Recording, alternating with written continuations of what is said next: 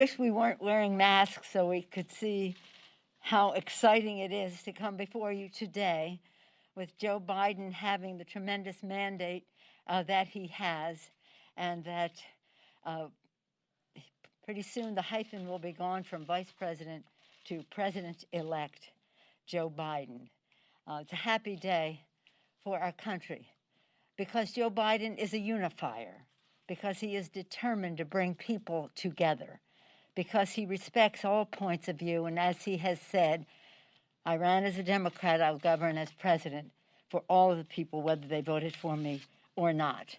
So I am so officially pleased with the outcome that is imminent, and also personally delighted because of the quality and caliber of leadership that Joe Biden will provide. This morning it is clear that the Biden-Harris ticket will win the White House. His election is historic, propelled by the biggest vote ever in the history of our country, 73.8 million and counting Americans, the most votes ever received by any presidential ticket in history. President-elect Biden has a strong mandate to lead, and it will have a strong Democratic House with him and many Democrats in the Senate. This has been a life or death fight for the fate of our democracy, as he says, the soul of our country. We did not win every battle in the House, but we did win the war. In 2018, we won 40 seats, 30 or 31 of them in districts where Trump had won before. They were in Trump districts. In preparation for the 2020 election, I said to people, you have to help us. They said, oh, you've won. Let's just do the Senate and the White House. And no, we won in districts, Trump districts, with Trump not on the ballot. In the next election, he will be on the ballot, and that makes winning those districts a steeper climb. I'm pleased that we've overwhelmingly won those districts, not all of them. Not all of them. But next time, he won't be on the ballot. It's one of the reasons we were able to win so many seats was because of the caliber of leadership of our members. Some of them won, a few did not, all of them excellent. And I hope that some of them will consider going at it again. As you all know, the right to vote is a sacred right in our country, and having that vote counted as cast is the foundation of our democracy. So we must be patient. I've said to people, be calm. I said this Monday, Tuesday, be calm, be confident, be patient. And the votes are tallying, the races are called. We look forward to continued victories in House races. We have some out there. And we look forward to progress for the people, which was our agenda in 2018, continues to be for the people. Lower health care costs, bigger paychecks by building infrastructure of America in a green way, cleaner government, H.R. 1, which will be the first on the agenda in January. Again, it will be H.R. 1. While we prepare for the new Biden administration, we must also move swiftly for a new coronavirus relief bill. To continue that, we want the Republicans to come back to the table, the White House, the leadership, whatever. 100 for 2 days in a row, over 100,000 cases were reported. The imperative to act could not be greater. Over 9.5 million, nearly 9.5 million people infected, nearly 250,000 deaths, and tens of millions on unemployment. Again, I'm calling on the administration to come back to the table. Congress is also committed to passing an omnibus appropriations bill. This is the core of our work in the lame duck, when we don't have a pandemic killing hundreds of thousands of people and infecting millions, and making people food insecure, housing insecure, and the rest. But our responsibility to keep government open, to have an omnibus bill, and we intend to do that, not a CR.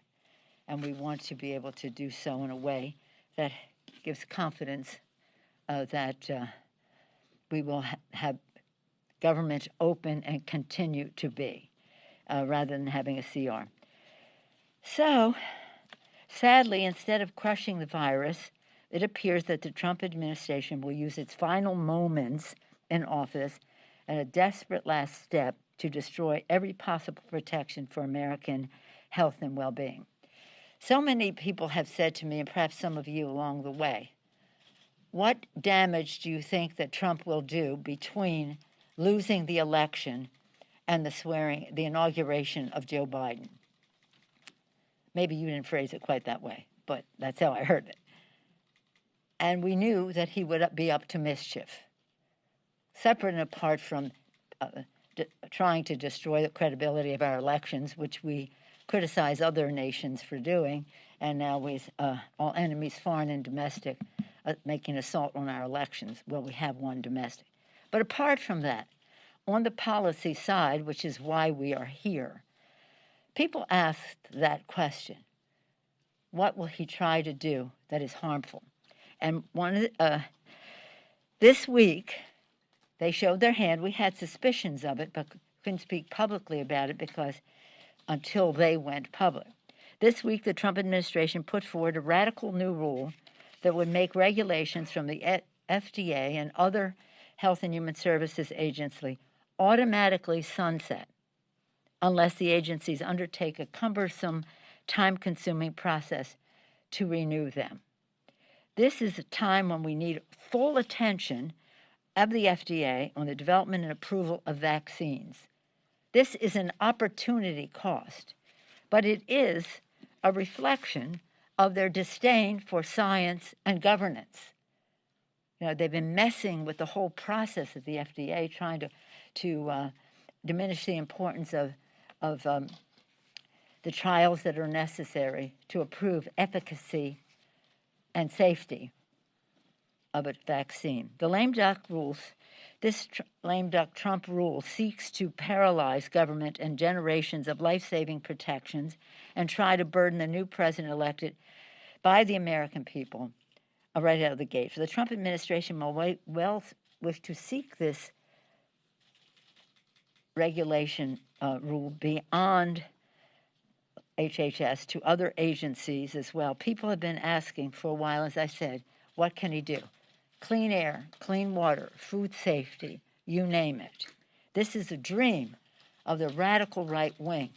First they started recently on undermining the civil service, and now they're trying to say, unless we review all of these regulations, they will be sunsetted. Now, we do believe that regulations should be subject to review.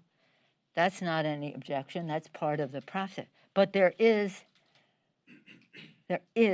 a way to do it, and the way to do it is not to first zero in on the FDA at a time when we're trying to achieve a vaccine for the people. And this is the work of the Energy and Commerce Committee, and that's why I'm so glad and honored by the presence of the distinguished chair of the Energy and Commerce Committee. You'll hear from him about this. I refer you to the National Register of November 4th, the day after the election. They put this destructive rule in the congressional record. More from our distinguished chair. Thank you, Mr. Pallone, for coming down to be here for this conversation, which is very important to the health and well-being of the American people, with a respect for science, for governance, especially at a time of pandemic when the FDA should be focusing on a vaccine and not on a Heritage Foundation agenda. Mr. Chairman. Thank you, Madam Speaker. And let me say, like you, and I think like all Democrats, and I think most Americans, it's a very happy day because we do believe it's quite clear that Joe Biden and Kamala Harris will be our next president and vice president. And so we can't help but be happy about that, as the Speaker obviously is, and I am. But I just also want to commend the Speaker for still stressing so much that we have to crush this virus, which she has been saying now for so many months. And of course, I think the last time I was here with her, we talked about the need for robust national testing, tracing, and treatment, which is in the HEROES Act, and which she kept insisting on as she negotiated with the White House. She realizes, I think as most of us do, that we're never going to get the economy back on foot. We're never going to create jobs, and we're never going to make this country strong again unless we can crush the virus. And she's just, like a laser beam, keeps insisting that that's so crucial. And as she mentioned, the numbers, the virus continues to spread. I mean, yesterday, more than 116,000 Americans contracted COVID-19. It was a one-day record since the pandemic began. So when the speaker says that this has to be crushed, it's because part of the reason is because it's getting worse, and we have to address it. And the sad thing, and that's kind of my role here today, is to get into more specifics about what the Trump administration is doing, what President Trump is doing in this lame duck in these last few months, is exactly the opposite. In other words, rather than trying to help with the scientists, with the health experts, with those career servants who have been helping us try to come up with a response to this virus, he's trying to undermine it all. He's trying to make it more difficult for us to crush the virus. He's making it more difficult for those health experts to speak out and to even be there at all to help with this effort. And that is so unfortunate. He's moving in the exact opposite direction of what the speaker and most people say we need in order to crush this virus. And so I just wanted to talk a little bit about these two things that the speaker mentioned. One is this executive order threatening the civil service employees. A lot of the people who are helping us within HHS and other agencies are career civil servants. And he issued this last-ditch effort to fire career civil servants on October 21st, this executive order. And, this includes people at the FDA and the CDC, as the speaker mentioned, and basically says that over the next month or so, the president and his administration could put out a new schedule classifying career civil servants, for example, somebody like Dr. Fauci, as essentially non-civil service employees who can be fired. You remember that at one of his rallies just before the election, he suggested that he might fire Fauci after the election. Dr. Fauci is an example of the type of person who could be fired under this executive order and possibly even be replaced by people like Dr. Atlas, who are not qualified, to actually deal with this virus effectively because of their lack of background or the policies. And all of this before he leaves office on January 19th. Now, some said, well, is he really going to fire these people? I don't know. But the very fact that this is in place is a threat, right? So in other words, it's either I'm going to fire them or I'm going to threaten them with the fact that if they speak out and do things contrary to what I want to do with regard to COVID-19, then they'll know that they might lose their job. They might lose their civil service job. So in effect, it's really basically the same thing. Then the other one is that the speaker mentioned is this rule change that was put in place. He issued a proposed rule just this Wednesday that could be finalized, my understanding, by early December. And what that says is that there's something like 2,500 regulations within Health and Human Services. This is particular to Health and Human Services, but we may see it with other things. That says that if any regulation has been around for more than 10 years, then you have a period of time to justify it. Otherwise, it expires and sunsets. Now, these are all regulations that deal with, food safety, approval of drugs, which has been such a controversy because, he's always been trying to approve these drugs that we know the scientists think really are not effective. And beyond that, though, it also diverts resources. In other words, if the staff who are working to crush the virus has to be diverted to justify and, spend all their time dealing with this regulations that they would not want to sunset. It's also a question of staff time that takes away from our ability to actually deal with the virus. The comment period for that closes December 4th, and he could actually then put it in place and start this whole process to undermine not only the regulations that now are over 10 years old, but others that might become 10 years old later, during the Biden administration.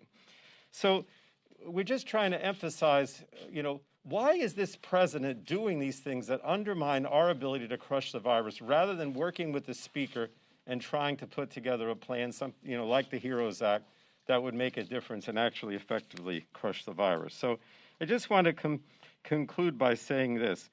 We need the scientists and we need the public health experts. We need to scale up the testing, the contact tracing, the treatment. This is going to be, unfortunately, is likely to be a dark winter.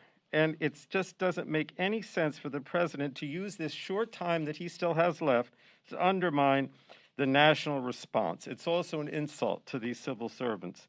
And one of the things that we certainly are going to do, because I'll go back to the committees again, if I may, Madam Speaker, we're going to spend our time in Energy and Commerce and the other committees trying to shore up these agencies like HHS, CDC, FDA, that he has tried to dismantle for the last 4 years. Morale is very low, but I want everyone who works in these agencies to know that we, as Democrats, Speaker Pelosi, Joe Biden, our next president, we're on their side. We are committed to crushing this virus. We are going to support the public servants. We're going to work with the Biden administration to undo the damage and ensure that civil service protections remain in place and that we have a national response to the virus. And thank you for all that you do, Madam Speaker. Thank you. Thank you, Mr. Chairman. I do want to commend you for the testing, tracing, treatment, space, mask wearing, et cetera, that is in the HEROES Act. That was a product of your committee under your leadership, as well as working with scientists about what really is necessary to crush the virus so that we can put our children safely back in school, open up our economy. That's what we really need to do, but we need to do it safely. Further to a couple of points that you made, in terms of the civil service is a very important part of a democracy. It takes the politics out of the performance of civil servants. It is about public service being a noble calling. But if those civil servants are directed by political appointees to make certain scientific decisions or else they will lose their jobs, that undermines the purpose of safety and efficacy in terms of FDA, but also the health and well-being of the American people. I want to commend Peter Marks, the head of one of the centers at the FDA, for an important op-ed he had, I think about a week ago, talking about how the scientists were going to stick with a plan to do this in a way that gives people confidence in the vaccine that would come forward, because the vaccine is only as effective as its merit, of course, but also how people will take it. The vaccine is a big hope for us, but it's not the only way for us to stop the spread of the virus, but it is an essential way for us to curtail the further spread. So again, I thank you for your leadership in that regard, and the idea that you referenced until January 19th is the date that they want this all done by, January 19th. Can it be undone? Yes, but it takes a great deal of time and effort to undo, which took a lot of time and effort to make matters worse in terms of approvals and et cetera at the FDA. So with that, I'm pleased to take any questions. Jared? Madam Speaker, you opened by talking about this big win that it appears Joe Biden might have in the popular vote and so forth. Yeah. But in that same election, in that same environment, you're going to end up losing seats off your majority. Yeah. What does that tell you about what the American people want from their Congress? We lost a few seats, but as I said, we won those seats in Trump districts. He wasn't on the ballot. He is now. I think that what happened with the Democrats for Congress across the country helped contribute to the Biden success. So we're very proud to be part of that mandate. Very proud of that. Would I rather have, while I have the utmost respect for the members whose districts were almost insurmountable with Trump on the ballot, I do believe that we'll be with Biden in the White House and a Democratic Congress, and hopefully a Democratic Senate, we'll see in January, we'll be able to do great things for the American people. As I said, we've lost some battles, but we won the war. We have the gavel. We have the gavel. You don't see any sort of policy or any kind of corrective message from the American people there at all? No, I do think that we should always be evaluating and respecting what the people have to say. I myself think that, and I've said this to the members over and over again, income inequality, the disparities in income and equity in our country must be addressed, and everybody must be at the table to do that. That's something that Chairman Pallone has worked on from the perspective of New Jersey and his committee. So we have to go to that place. People are concerned about the threat to their jobs from technology, from trade, from other people, just newcomers to our country, and we have to show them this is not a zero-sum game. Somebody's success here is not taking away from your success there. So I see this as a tremendous opportunity where people are respectful of people's opinions, the diversity of opinion, and again, some members had some concerns about what happened in their district, but most of the people expressed those concerns most of them won. And we had no opportunity cost spreading a wide net. I was disappointed that we didn't win some seats in Texas. I'll be very honest about that. But nonetheless, we're paving the way. We're paving the way. We made our investments. We've won we held the House. That was our goal. If we could win more, that would be good. We're still in the hunt on a number of seats right now. So we can have this conversation probably next week with some numbers. But for right now, safely, the gavel is in the hands of the Democrats. Safely, we have the prospect momentarily, if not happening while we're here, of President-elect Joe Biden, Vice President-elect Kamala Harris. Yes, Good morning, thank you. How do you address with a more you narrow... guys always get the front seats here, I don't know. In the back a few weeks ago. Oh, okay. But how do you, with a more narrow majority, how do you address, and this is something I asked you about last week, some of these philosophical differences in your caucus, when obviously it's going to be more to the left, and from a governing standpoint, if you're going to get something done with the Senate, regardless if it's DRR or the White House, that legislation has to be more in the middle. How do you sort that out with these pressure points at both ends of your caucus? Well, let's just say this. It's not both ends of our caucus. Our caucus has its differences. I would not want to lead in a caucus that was a rubber stamp lockstep caucus. That's called Republicans.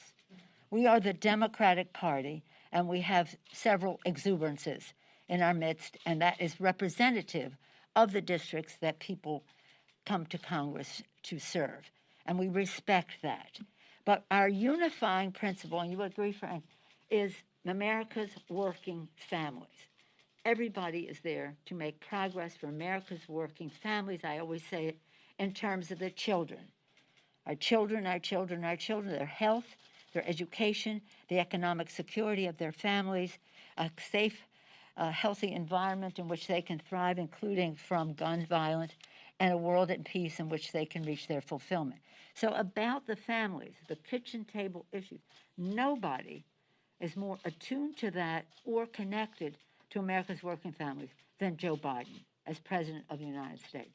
So I think you will see, as we build consensus, we don't govern from on high, we build consensus. Not everybody, I didn't say unanimity, I said consensus. And I see it as an opportunity. I do say, and I have said publicly, I represent San Francisco very proudly, and some issues that would be wonderful in my district are just not winning issues other places in the country that we have to win.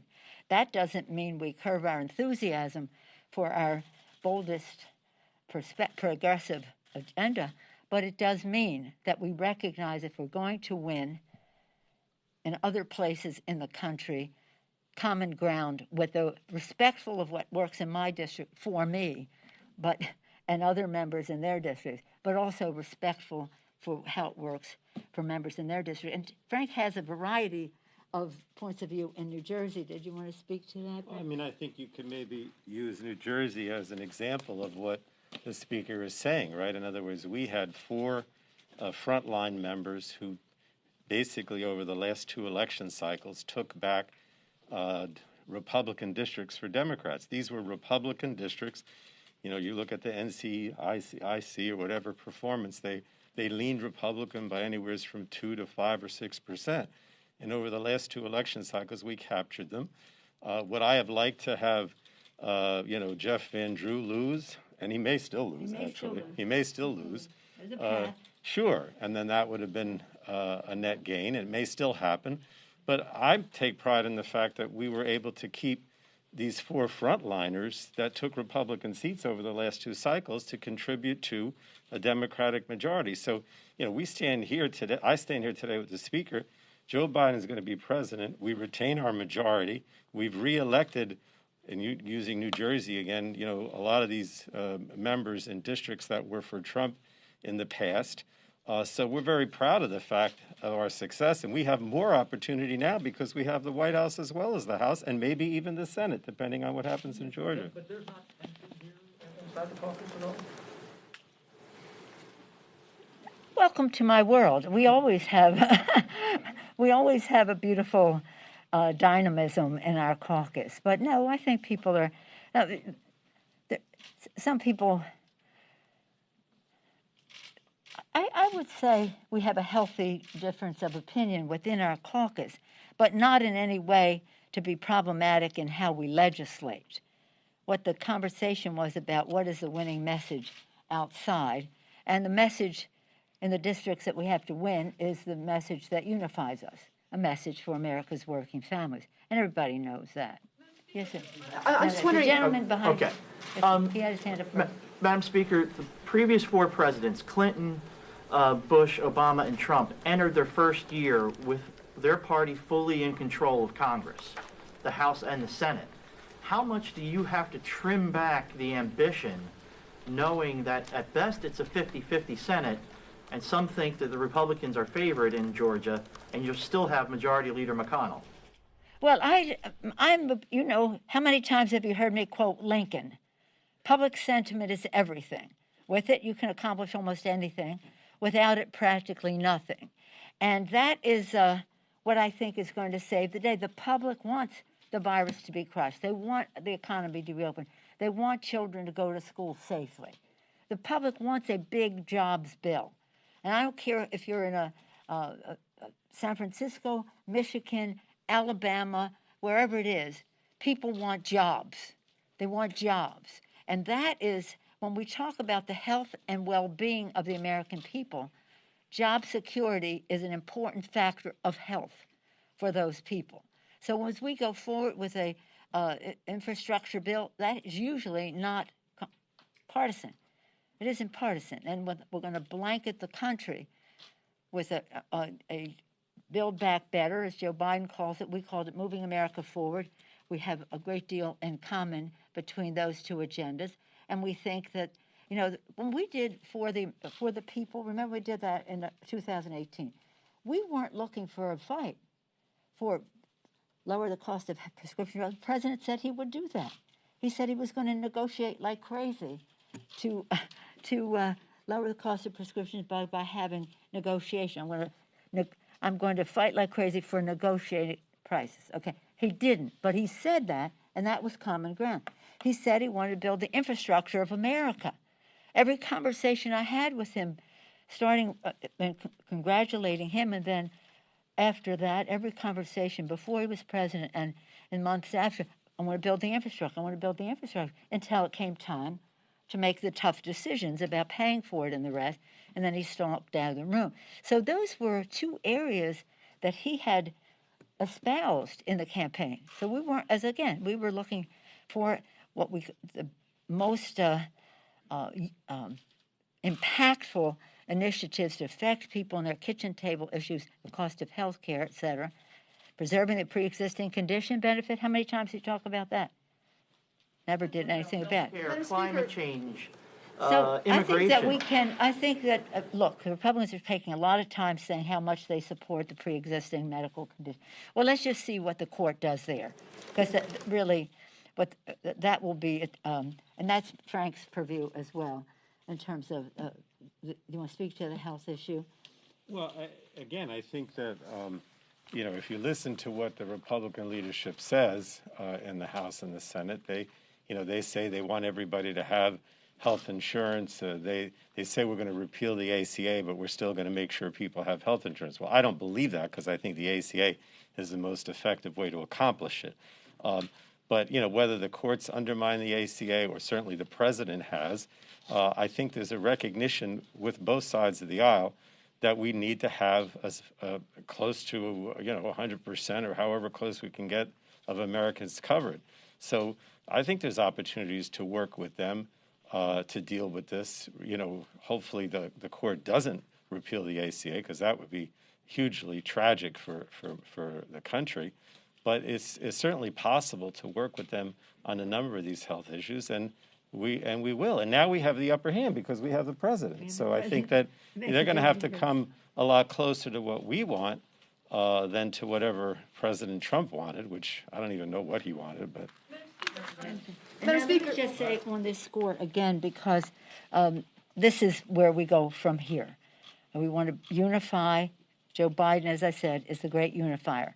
Where are the issues that we can find as much common ground as possible? Now, if we're talking to our supporters in the labor movement, jobs. If you're talking about the poorest people, Reverend Barber's Poor People Crusade and all that, jobs. Everything in between, jobs, jobs, jobs, a four-letter word. And that is where we should be focusing, and health, jobs, education for our children. And we have to show with our initiatives, for example, the timetable that our planet is on, the climate issue is a big issue for us. It's also a jobs issue. It is, we can create good-paying green jobs, be preeminent in the world in green technologies as we advance it as a health issue, clean air, clean water, as a national security issue to protect the habitat and the resources and prevent some of the migration that causes unrest, as well as a moral issue. So, but when we're doing it, we have to have everybody at the table so that people are not afraid of the future, because it is inevitable. The future is inevitable. We will have to address the climate crisis. Technology has an inevitability to it. We have to address what it means when you're having precision farming and robots in the assembly line and the rest. Trade, we are a global economy. There's just no getting around that, and we want to be because we want markets for our products. But people are intimidated by that, and we want to make sure that, again, as I said earlier, it's not a zero-sum game. Your section wins, your section loses. No, how do we go down this path together? As I say, I see everything as an opportunity, and that opportunity is greatly enhanced by Joe Biden and his knowledge of his vision for our country, his knowledge of the issues, his strategic thinking about how to get it done, and his connection heart to heart with the kitchen table concerns of America's working families. Madam Speaker. On the stimulus question, does the election change your strategy at all? Republicans are out today saying there's good jobs numbers. Let's do a smaller package now. Does that appeal to you at all with the fact that Biden will be the next? No, it doesn't appeal to me at all, because they still have not agreed to crush the virus. If you don't crush the virus, we're still going to have to be dealing with the consequences of the virus. And that's why we have said the three pillars of our bill: crush the virus, honor our heroes, that's our state and local. Over 1 million people have lost their jobs already in state and local, teachers and people in education, et cetera, because of the funds that had been used to address the virus and lost revenue because of the virus. So no, that isn't anything that we should even be looking at. It wasn't the right thing to do before.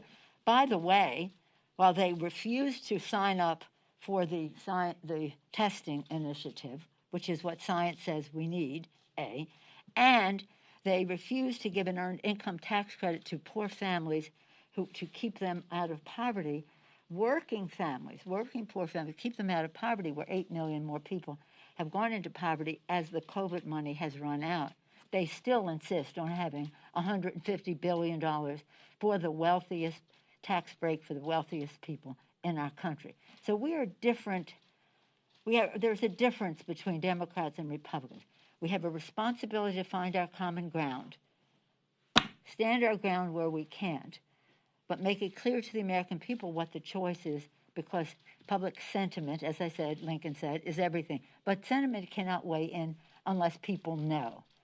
For us now, the fact that we have the President of the United States to speak to the American people in these terms is such an advantage for us to be able to work together in a bipartisan way, rather than the Republicans mischaracterizing what we're trying to do in the Congress of the United States. Again, I see it as an opportunity. I think Joe Biden has a big mandate, a bigger mandate than John F. Kennedy when I was in school, and a bigger mandate than others.